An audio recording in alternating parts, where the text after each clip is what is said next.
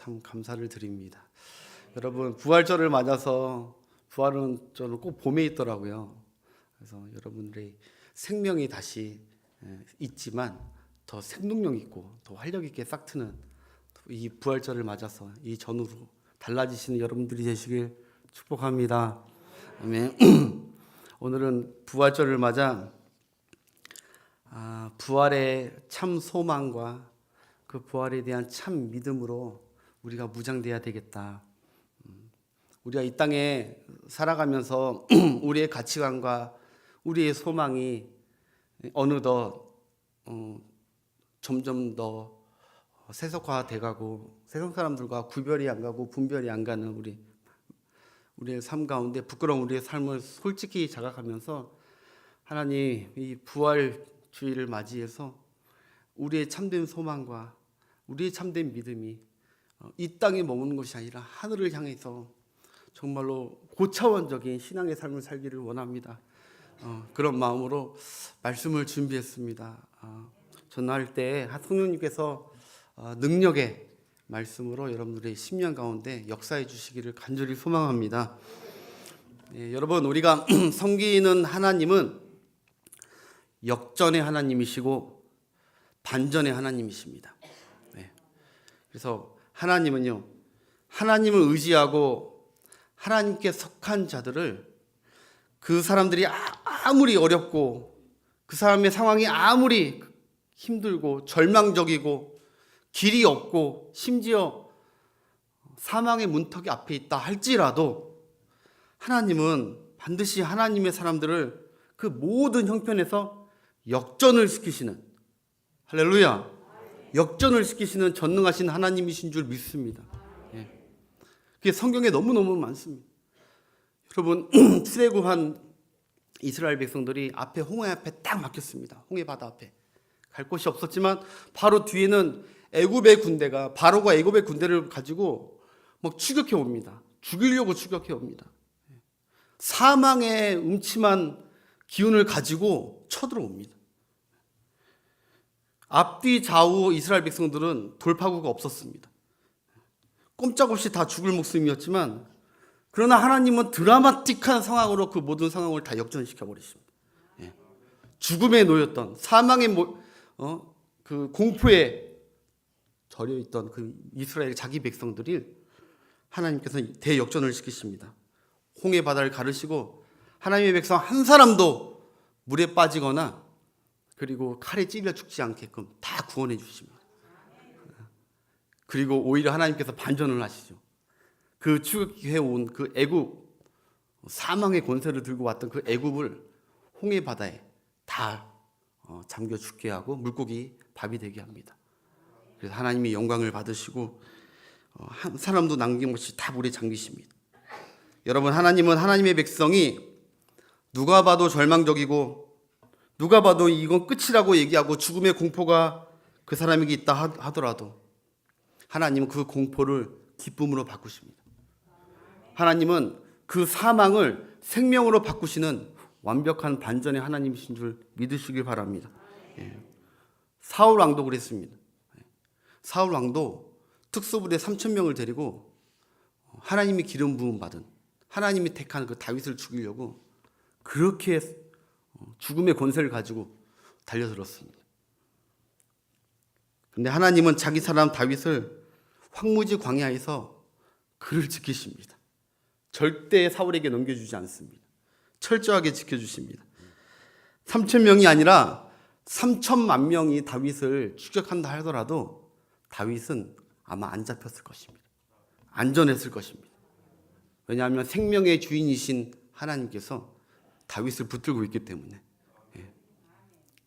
그래서 우리가 신앙생활을 하나님은 우리가 신앙생활하면서 막 절망 가운데 낙담 가운데 내 자신뿐만 아니라 내 모든 상황이나 내 가족 형편이나 모든 걸 봤을 때 절망하고 낙담하고 이거는 하나님을 의지하지 않고 하나님께 대한 믿음이 부족한 것입니다. 솔직하게. 하나님은 역전의 하나님이시고 반전의 하나님이시다. 구원의 하나님이시다. 이걸 명심하셔야 돼요. 사망조차도 하나님은 바꾸시는. 생명으로 죽은 자도 살리시는 하나님. 사드락과 메삭과 아벳느고도 마찬가지였습니다. 느부갓네살 왕의 신상에 절하지 않으니까 7배나 뜨거운 풀무불에 던졌습니다. 우리가 가스불 하면 1단, 2단, 3단 전혀 뜨거워지잖아요. 7배나, 왕이 얼마나 화가 났으면 7배나 뜨겁게 했습니다. 사망의 공포와 두려움이 그들을 덮쳤지만 성경을 보면 생명의 주님께서 그들과 불 가운데 함께 계셨습니다. 할렐루야. 3명만 있었던 것이 아닙니다. 생명의 주님이 그 가운데 함께 하시니까 사망과 불이 그것을 범할 수가 없었습니다. 성경을 정확히 이렇게 기록합니다. 머리털 하나도 타지 않았고 옷의 빛깔 하나도 바뀌지 않았고 심지어 탄 냄새도 없었다고 합니다. 이건 과학적으로 설명이 안 되는 말입니다. 우리 하나님 그렇게 역전시키시고 오히려 그들을 포박해가지고 집어넣으렸던 그 사람들이 다 불타 죽게 만듭니다. 역전하시. 다니엘도 마찬가지입니다. 사자굴에서 삼켜 죽일 일이 있었지만 하나님은 그를 보호하시고 그리고 그들의 다니엘을 집어넣으려고 했던 그 정적들을 땅에 떨어지기도 전에 찢기고 그리고 삼켜먹게 만들죠. 항상 하나님이 하시는 그 구원의 역사를 보면요, 하나님은요 놀랍게 역사를 하십니다. 우리의 상상을 뛰어넘고 우리의 예측을 뛰어넘고 반전과 역전을 이루시는 소망의 하나님이시고 능력의 하나님이신 줄 믿습니다. 이게 하나님이 이 대반전의 역사는요, 이 성경에 대해서 설명을 해도 시리즈 설교를 해도 수년 안에 힘듭니다. 뭐 히스기야, 에스더, 사사들, 노아 다 그런 반전의 역사입니다. 하나님은. 그래서 하나님의 사람들이, 믿음의 사람들이 절망하고 낙심되어 있다. 그래서 하나님은 그걸 안타까워하시는 거예요. 전능한 나를 믿지 못하니까. 성경에 있는 기록된 살아있는 나를 믿지 못하니까 하나님이 절망하고 낙담해 있는 성도들에게 가슴 아파하고 그러는 것입니다. 오늘 이 부활절이 우리 기독교의 가장 큰 자랑이고 축제인 이유는 바로 하나님께서 예수 그리스도를 통해 인류에게 나타내신 구원과 대반전의 가장 클라이막스이기 때문에 최대 반전이고 완벽한, 그 누구도 흉내낼 수 없고 그 누구도 이룰 수 없는 완벽한 반전의 드라마틱한 역사를 하나님께서 이 부활절에 이루셨다는 사실을 우리는 반드시 명심할 필요가 있는 줄 믿습니다. 여러분, 왜냐하면 모든 인류가 지금껏 가장 두려워하고 절망에 빠지게 했고 공포에 벌벌벌 떨게 했던 그 죽음의 권세를 하나님의 아들 예수님께서 죽으셨다가 살아나심으로 그것을 죽음의 권세를 깨뜨리시고 부활하심으로 승리의 날을 선포했기 때문입니다. 하나님이 하신 겁니다. 하나님이 그 아들을 살리셨다고 성경은 말합니다. 여러분, 막달라 마리아가 예수님의 빈 무덤을 보고 예수님의 행방을 몰라서 슬피 울었습니다. 요한복음 20장에 보면 내가 사랑하는 예수님이 어디 계시지? 예수님의 시신이 여기 있어야 되는데 막달라 마리아가 맨 처음에 발견했잖아요. 예수님의 시신이 없는 걸 보고 막 울었어요. 그런데 여러분, 이 장면에 대하여 주석가 렌스킨이라는 목사님이 이렇게 얘기했어요. 마리아는 예수님의 시신을 발견하지 못하여 울었지만 만약 예수님의 시신이 그 자리에 그대로 발견되어서 마리아가 울지 않았다면 우리는 지금까지 영원히 울었어야만 했다. 무슨 뜻인지 이해가 되실 겁니다. 그때 마리아가 울지 않고 예수님의 시신을 발견하고 그냥 향을 부고 갔으면은 우리는 영원히 우리가 울어야 될 그런 인생이었다. 근데 그때 마리아가 예수님 시신이 어디 있지 하면서 놀라고 울고 있는, 차라리 그게 하나님이 그렇게 역사해 주신 게 얼마나 우리에게 감사한 것인지 모릅니다. 예. 여러분, 우리 기독교는요 빈 무덤을 자랑하는 종교입니다. 왜냐하면 예수님은 살아나셨고 지금도 살아계시기, 앞으로도 영원히 살아계시는 생명의 주이시기 때문입니다.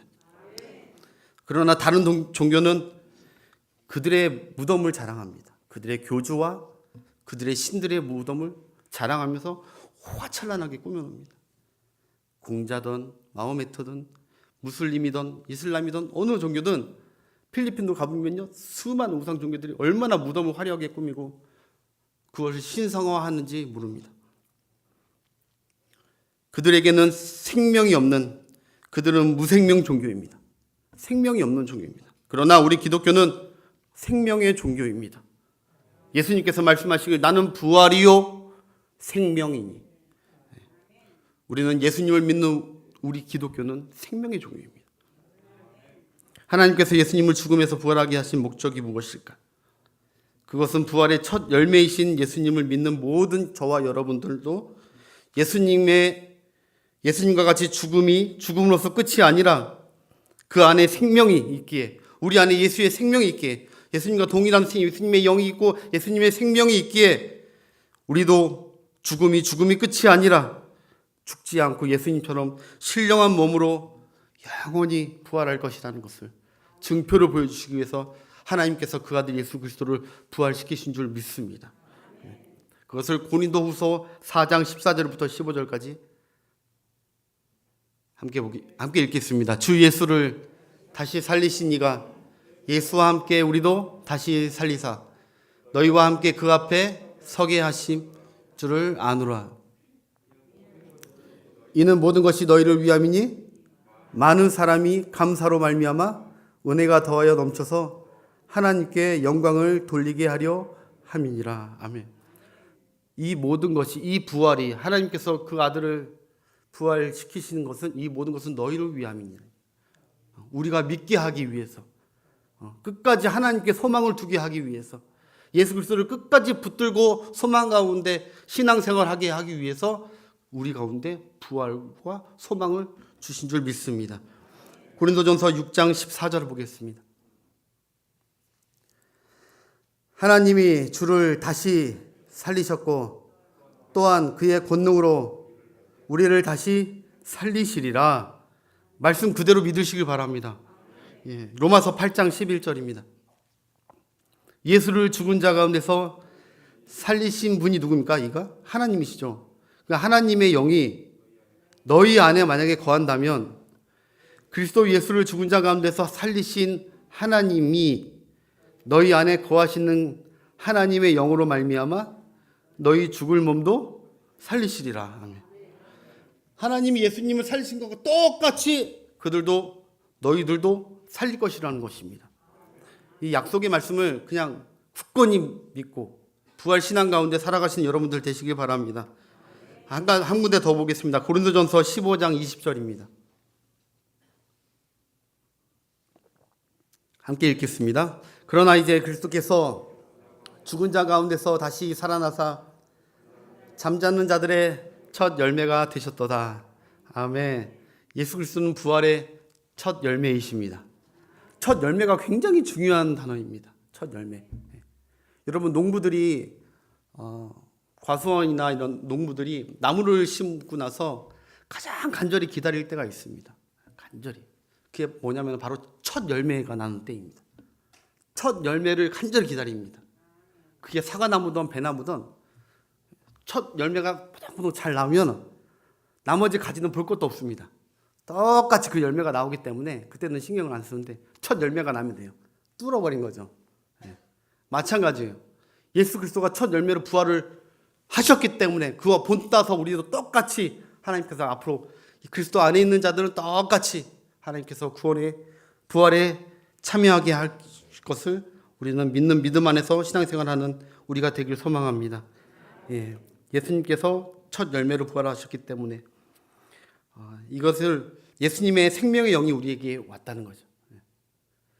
이게 거듭났다는 얘기입니다. 거듭났다. 우리가 언제 사실 많은 성도들이 본인이 지금 거듭났는지 거듭나지 않았는지 잘 모릅니다. 그런데 예수님께서 요한복음 3장에 니고데모하고 대화를 할 때 거듭남에 대해서 얘기합니다. 그런데 물과 성령으로 거듭나야 된다고 하면서 이것은 바람이 임의로 불어서 임의로 부는 것 같이 알지 못한다는 거예요. 나는 확실히 예수님을 믿는다는 그 체험과 그게 없는데 내가 과연 부활을 할까? 이렇게 의심하는 사람도 있을 수 있다는 것입니다. 그러나 여러분께서 어느 순간 한번 되짚어 보셔서 반드시 내가 예수 그리스도를 내 구주로 나의 죄를 대신 지시고 그리고 예수 그리스도 앞에 내가 회개한 사실이 분명히 있으면 그분은 반드시 그때 단 한 번 나도 모르는 사이 거듭나 버린 겁니다. 거듭남의 영이 우리 안에 있기 때문에 우리도 반드시 부활할 것을 믿고 신앙생활하는 여러분들 되시길 축원합니다. 우리는 확실히 부활한다는 것을 믿어야 돼요. 이 확신이 없으면 기독교는요, 두 가지가 없으면 아무것도 없습니다. 교회의 기둥은 딱 두 가지입니다. 십자가 대속의 은혜입니다. 행함이 아니라 은혜. 십자가 은혜를 붙드는 거고 또 하나는 부활의 소망입니다. 부활. 이 확신과 소망이 이 없으면은 신앙생활 이 두 가지 없으면은요 믿지 않는 자입니다. 금방 가버립니다. 그리고 초대교회는 한 가지가 더 있었습니다. 뭐냐? 재림신앙입니다. 마라나타, 주님께서 다시 오실 것이라는 소망.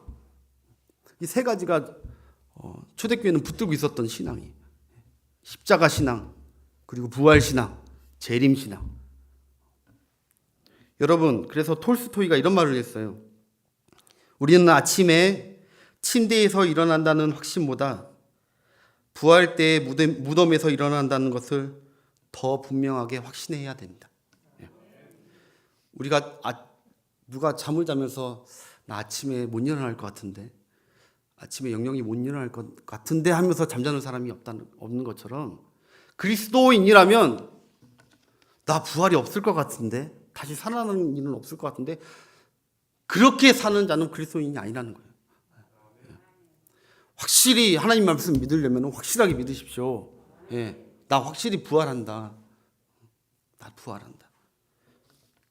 그래서 본문 3절 한번 보겠습니다. 본문 3절.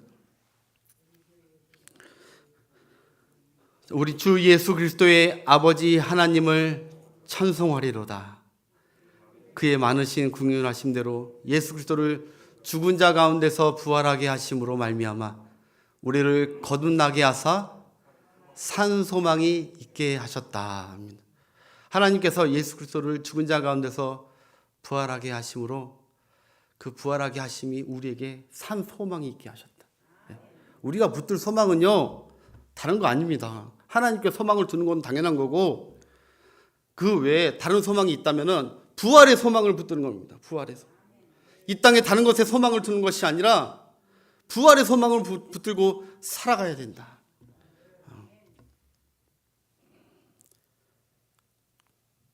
하나님께서 예수님을 부활하게 하심으로 말미암아 우리가 이 땅에 살면서 좌절하거나 절망하거나 낙심하며 사는 자들이 아니라 장래에 대한 산 소망으로 살아가라는 것이죠. 산 소망.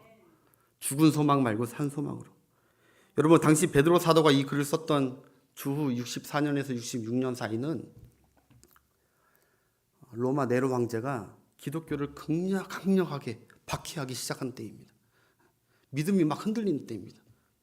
예수 그리스도를 주라고 고백하면은 핍박하고 박해하고 순교까지 각오해야 될 그때입니다.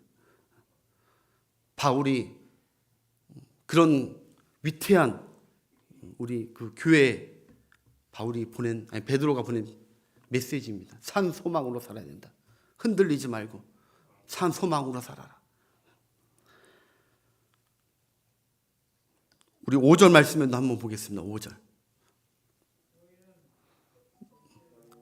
너희는 말세에 나타나기로 예비하신 구원을 얻기 위하여 믿음으로 말미암아 하나님의 능력으로 보호하심을 받을 것입니까? 받았느니라입니까?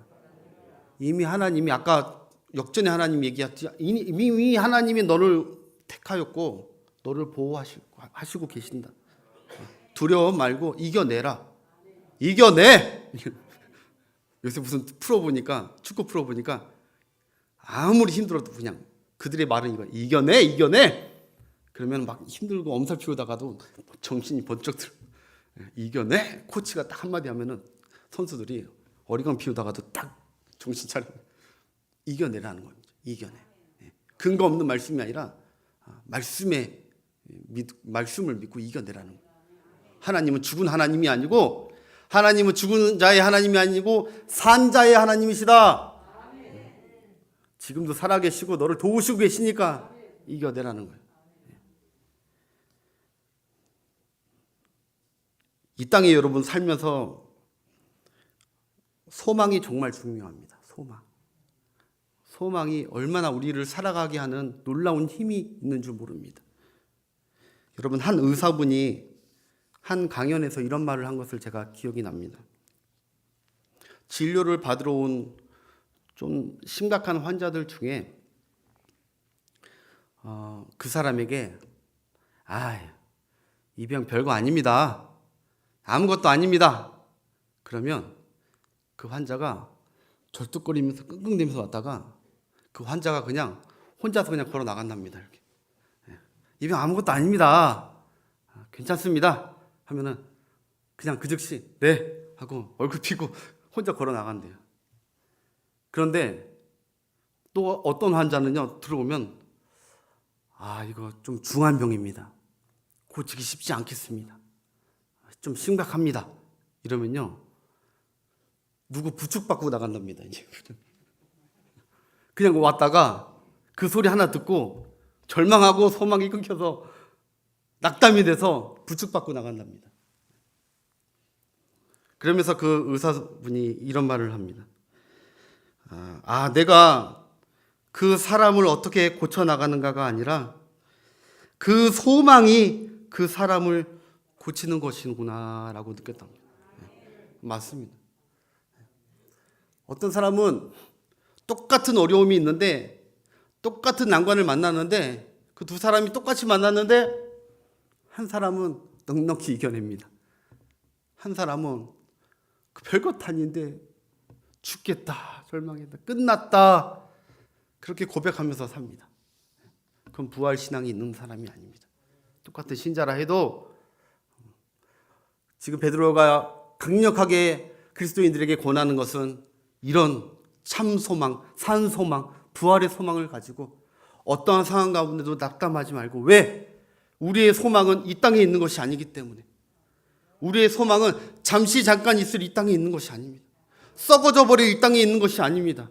썩지 않은 영원한 나라와 영원히 살, 우리가 부활해서 예수님께서 나팔불고 이 땅에 재림하실 때 호련히 우리가 우리 땅에 묻었던 그 우리의 육신과 우리의 영이, 천국에 있던 우리의 영이 하나가 되어서 주님과 같은 부활체로 신령한 몸으로 부활될 그때를 바라보면서, 그때를 소망하면서 오늘 하루도 넉넉히 이겨내고 견뎌내면서 살아가는 것이 그리스도인이라는 것입니다. 여러분, 말씀을 길게 하지 않겠습니다. 그런 부활신앙으로 살아가는 저와 여러분들이 되길 간절히 소망합니다. 잊지 마십시오. 늘 여기 세상은 잠깐입니다. 아기가요, 엄마 뱃속에 있을 때는 거기가 다인 줄 알았습니다. 거기가 전부인 줄 알았습니다. 근데 그 아이가 이 세상에 태어나자마자 놀라운 세계가 펼쳐졌습니다. 신세계입니다. 잠시 잠깐도 아닙니다. 부활도 후가가 왔습니다. 그거보다 더 영광스럽고 그거와 비교할 수 없는 영광스러운 것이 우리에게 준비되어 있는 부활입니다. 애벌레가요, 땅에 살아고 땅의 것만 먹고 잠깐 그러고 그렇게 지저분하게 살다가 번데기가 돼가지고 부화돼가지고 부활해서 나비가 됐을 때는 하늘 창공을 나르면서 그렇게 변화되는, 그러니까 지금 이 땅의 삶이 우리가 전부인 것처럼, 이런 불편한 질문이지만 여러분, 만약에 저는 그런 생각을 해봅니다. 만약에 나도 말씀을 준비하면서 만약에 의사가 어느 날 병원 갔는데 당신 한 달밖에 못 삽니다. 그럴 때 정말 내가 살아갈 수 있는 그 남은 한 달이라도 살아갈 수 있는 힘, 그 힘이 무엇일까 생각해 보니까 여태까지 막 붙들고 관심 갖고 애쓰고 소망을 뒀던 그 가족이든 돈이든 어떤 명예든 내가 알던 모든 지식이든 학벌이든 이런 게 전혀 아니더라고. 그리고 나에게 전혀 위로가 안 되고 전혀 소망이 안 되는 것들이더라고.